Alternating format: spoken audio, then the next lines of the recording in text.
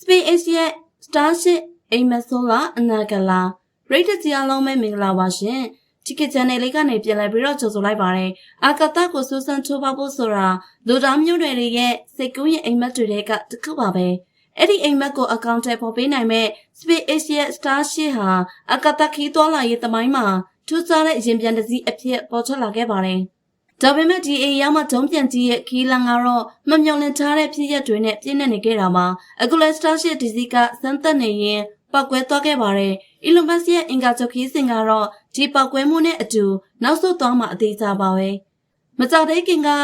Texas မှာရှိတဲ့ SpaceX စက်ရုံမှာပုံမှန်စမ်းသပ်မှုတစ်ခုပြုလုပ်ခဲ့ပါတယ်။အဲ့ဒီအချိန်မှာပဲ Starship 36ကပောက်ကွဲသွားခဲ့ပါတယ်။အဲ့ဒါက Starship ရဲ့ပထမဆုံးစိတ်ခံမှုတော့မဟုတ်ပါဘူး။တခြားစမ်းသပ်မှုတွေမှာလည်းထိန်းချုပ်မှုဆုံးရှုံးတာအာကာသယာဉ်အပိုင်းအစတွေဖြစ်ပေါ်တာမျိုးတွေလည်းကြုံခဲ့ရပါတယ်။ပြီးခဲ့တဲ့လမှာတင်3ချိန်တီပောက်ကွဲခဲ့တာကြောင့်ရှိခဲ့ပါတယ်။ဒီတစ်ခါပောက်ကွဲမှုက Texas တောင်ပိုင်းကောင်းကင်တခွင်မှာကြီးမားတဲ့မီးတောက်ကြီးကိုဖြစ်ပေါ်စေခဲ့လို့အနီးနားကလူတွေတောင်လန့်သွားကြရပါတယ်။ပောက်ကွဲမှုကြောင့်ရက်ကွက်တစ်ခုလုံးတွန်းခွာသွားခဲ့တယ်လို့လည်းပြောနေကြတာပါ။ဒီပောက်ကွဲမှုကြောင့် Starship ရဲ့10ကြိမ်မြောက်ပြန်တမ်းမှုကိုဇွန်လ29ရက်နေ့မှာပြုလုပ်ဖို့စီစဉ်ထားရကနေဆောင်းဦးအထိရွှေ့ဆိုင်းရနိုင်ပါတယ်။ပောက်ကွဲခဲ့တဲ့နေရာကပြင်းပြင်းထန်ထန်ပျက်စီးခဲ့တာကြောင့်ပြုပြင်မှုတွေလည်းအစားကြီးလုပ်ရအောင်ပါပါ။တရားဝင်အစီအစဉ်ခံစားမထွက်သေးပေမဲ့ Elon Musk ရဲ့ပြောကြားချက်တွေနဲ့အစောပိုင်းစမ်းသပ်မှုအချက်လက်တွေအရနိုက်ထရိုဂျင်ပရက်ရှာပိုင်းချို့ယွင်းမှုကြောင့်ဖြစ်တယ်လို့သိရပါတယ်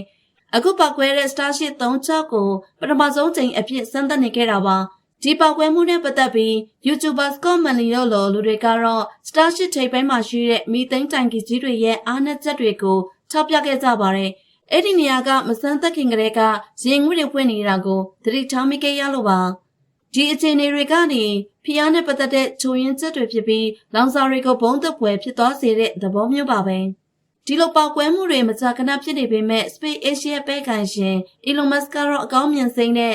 ဆက်လက်ရှောင်လန်းနေသေးပါ။သူ့ရဲ့အဓိကပန်းနိုင်ကအင်္ဂါချုပ်ကိုလူတန်းပေါင်းများစွာပို့ဆောင်နိုင်ဖို့ပါပဲ။အဲ့ဒီအတွက်လဲ Starship ကိုဖန်တီးနေခဲ့ရတာပါ။ Elon Musk အတွက်ကြောက်ရှုံးမှုတိုင်းဟာတင်ယူမှုအခွင့်အလမ်းဖြစ်ပြီး Starship ရဲ့ဒီဇိုင်းနဲ့စွမ်းဆောင်ရည်ကိုမြင့်တင်နိုင်ဖို့အရေးကြီးတဲ့အချက်အလက်တွေကိုပြန်ဆန်းစစ်ရတော့မှာဖြစ်ပါတယ်။သူတို့ရဲ့ဒတနာကတော့စိုးစိုးစမ်းသက်ပောက်ကွဲရင်လည်းပောက်ကွဲသင်ခန်းစာယူပြီးပိုကောင်းအောင်လုပ်ဖို့ပါပဲ။2016ခုနှစ်ကဖြစ်ခဲ့တဲ့ Falcon 9ပောက်ကွဲမှု2020ပြည့်နှစ် Starship ပုံစံငယ်တွေပောက်ကွဲခဲ့တာမျိုးလိုကိစ္စတွေတုန်းကလည်းပြန်ပြီးရပ်တည်လာနိုင်ခဲ့တာဖြစ်ပါတယ်။ကံကောင်းတာကတော့ဒီပောက်ကွဲမှုတွေမှာလူတွေမထိခိုက်ခဲ့ပါဘူး။ဒီလိုစိန်ခေါ်မှုတွေက Starship ရဲ့အစောပိုင်းစမ်းသပ်မှုတွေမှာအရေးပါတဲ့အချက်တွေဆိုပြီး Elon Musk ကပြောခဲ့ပါတယ်။ပြောရရင် Starship ရဲ့ခီးလန်ကတော့အတက်အကျတွေနဲ့ပြည့်နေစေပါပဲ။ဒီပောက်ကွဲမှုတွေက SpaceX ကိုဘယ်လိုပုံစံမျိုးနဲ့ရှေ့ဆက်သွားမလဲဆိုတာစောင့်ကြည့်ရအောင်ပါပါ။ Elon Musk တယောက်ပြည့်စုံတဲ့ Starship နဲ့အတူပြန်လာလိမ့်မယ်ဆိုတာကတော့သူ့ရဲ့အမကန်ပရိသတ်တွေကသေချာယုံကြည်နေကြပါတယ်။အားလုံးကိုကျေးဇူးတင်ပါတယ်ရှင်။